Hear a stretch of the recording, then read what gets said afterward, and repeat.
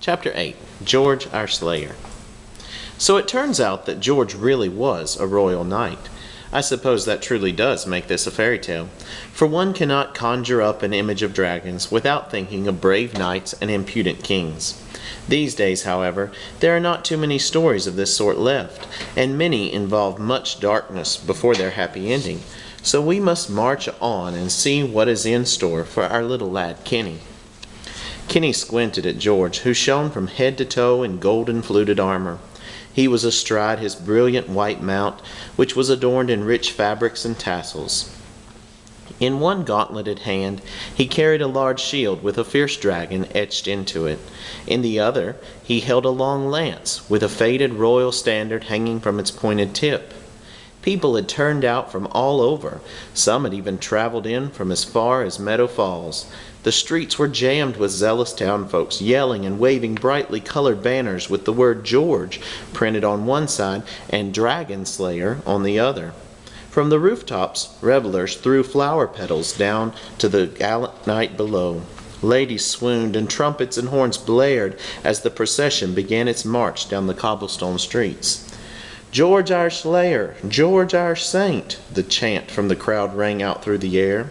Kenny felt dizzy. His mother and father were confused. "Wait a second. Why the heck is the bookshop owner all gussied up on a steed?" his father asked aloud. An urchin standing next to them, waving a wooden sword, smiled and said, "That old-timer there is Georgie, the knight who's gonna go up on that hill tomorrow and kill the vicious dragon." Kenny's father's eyes went wide. His mother put her paw to her mouth.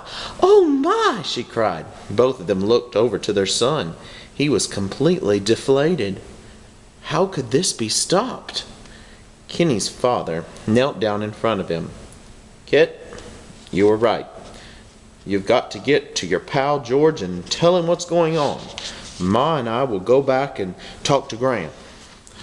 "It's useless," Kenny said over the din of the cheering crowd. "I've already tried speaking to Graham, but he doesn't understand." The river from his stomach started burning in his eyes again.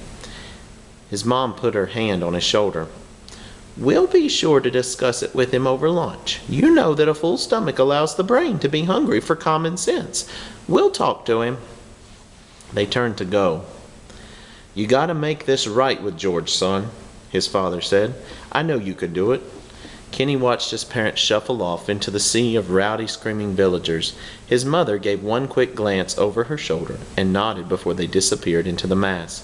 He stood there, dazed, as the bystanders pushed and shoved their way around him, following the parade.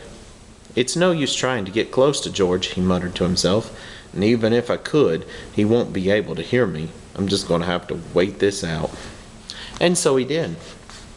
Kenny sat all afternoon and watched as the boisterous gathering cheered and led the proud, chivalrous knight clear across town and back again. As his eyes followed George trotting about on his gallant mount, Kenny thought to himself, "Maybe I overreacted back at the shop. Maybe I should have stayed and talked to George. After all, we are good friends, too. It shouldn't be so hard to tell him about Graham." The procession finally stopped at the center of town, at the old Round Brook Inn, where they poured into the tavern to continue the celebration. Kenny ran into the crowd, wiggling his way through the legs and butts, and peered in through a greasy window. There was George, standing on the bar and toasting, with the townsfolk pressed all around him. "He'll burn my crops for sure. You must get rid of him," one farmer yelled out. "He'll sneak into our house and eat all 3 of my daughters," another woman cried. "He'll destroy our homes, eat our livestock. You have to save us. Kill the dragon! Kill the dragon!" they all began to chant. "How can they want someone killed they don't even know?" Kenny said under his breath. "How can George just blindly do whatever the king says?" The Riverstone stomach ache was starting to melt away to another feeling, a fiery feeling. "Good people of Round Brook," George declared, "fear not, for you will all be safe and sound. You have my word. Now go on home to your friends, your farms, your families, and rest easy. For when the sun sets tomorrow night, this monster, this devil, this beastly scourge will be smitten from your land." Well, of course, the crowd burst into uproarious applause as they carried the knight out of the inn on their shoulders. Bidding them all good night, George took his weapons, hopped onto his steed, and headed back home. The shadows grew long, signaling the end of a busy day. As the knight turned down his empty street, there he found our lad Kenny, sitting and waiting on his doorstep. "Kenny, my boy, my squire, you scooted off this morning so quickly. Where on earth did you go? Are you feeling better?" Kenny took George's shield and lance from him, while the knight dismounted. Immediately the lad was reminded of the night that he had first met Graham. They were bidding each other farewell, as the Drake handed back Kenny's own makeshift weapons. Now, as he held the actual weapons, he felt like the river within him was frozen. He shook it off, focusing on George, and replied, "A little bit.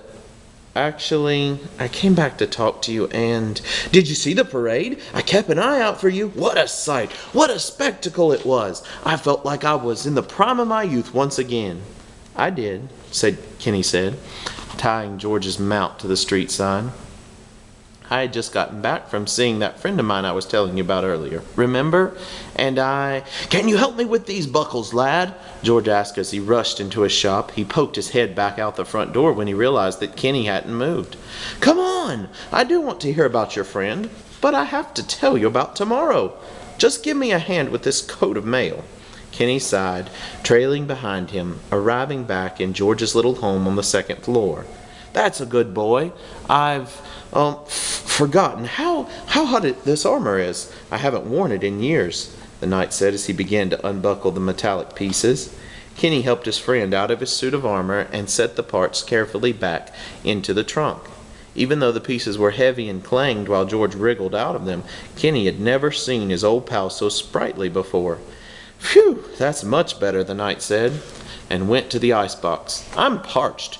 Do you want something to drink?" Kenny went to answer, but before he could speak, the excited George handed him a bottle of birch beer and cut him off.